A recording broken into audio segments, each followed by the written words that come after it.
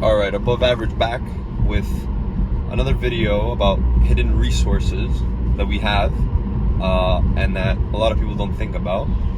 And the next one I'm going to talk about is the battle phase. So the battle phase is a resource that a lot of players are starting to see it as a resource, but it's always been a resource.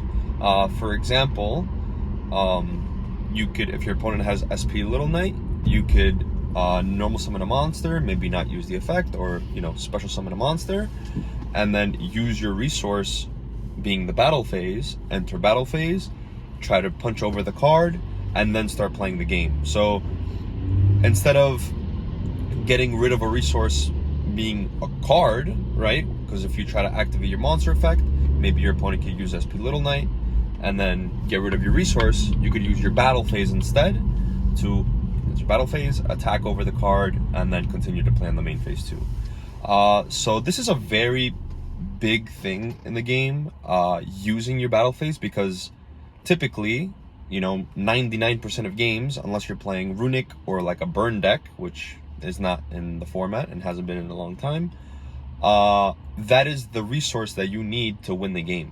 Whether that's, just winning the game outright or trying to win in time by dealing some damage, you need to use the battle phase.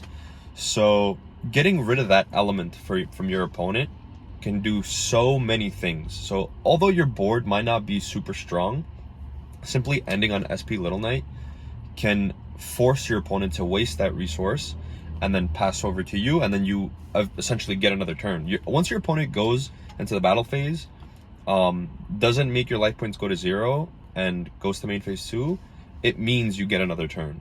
So there was a regional, one of the regionals that I got first place in, I actually cited Threatening Roar, and a lot of people laughed at me, rightfully so. It looks funny in 2023 playing Threatening Roar in your deck.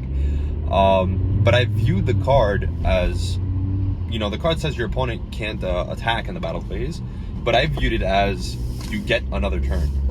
And the strategy that I played, as long as my card's stuck on the board, and that's fine. If they stuck on the board, I'm winning the next turn.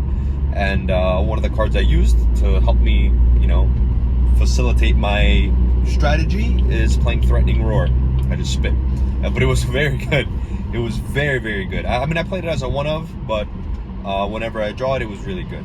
So although it doesn't give you any resources, right? Like you could play Rhoda, and Rhoda gets you into another resource. The battle phase, like I said, is also, I'm thinking as the battle phase also like a resource, and Threatening Roar lets me skip one of my opponent's resources, right? So like, although it's not like black and white, it's not super clear, the resource you're taking away from your opponent, like let's say when you Ash, you're taking away a resource.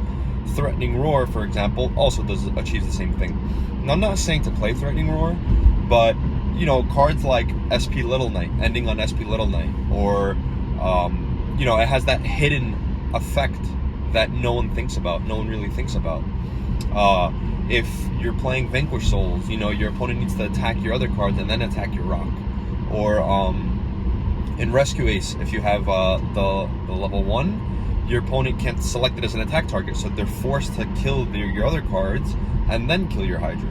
So that could be like a way to manipulate their opponent's like battle phase, and like really use your opponent's battle phase as your own resource, kind of.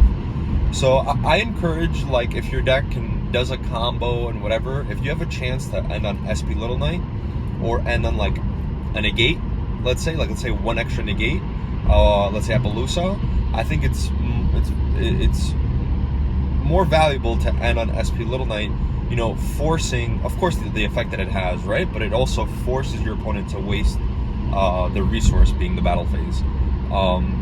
We've seen this with evenly matched as well. Like you're wasting a resource to get rid of some of your opponent's resources. So I think it's smart to think of the battle phase as a resource rather than just like let it go over your head, and try to utilize this information towards your advantage, right? If your opponent's not thinking about these things and you are, it could greatly benefit you, when you're deck building or when you're even playing your game. So That's the small tip. It's a little vague, but just try to think of the battle phase and the life points with my previous video as a resource.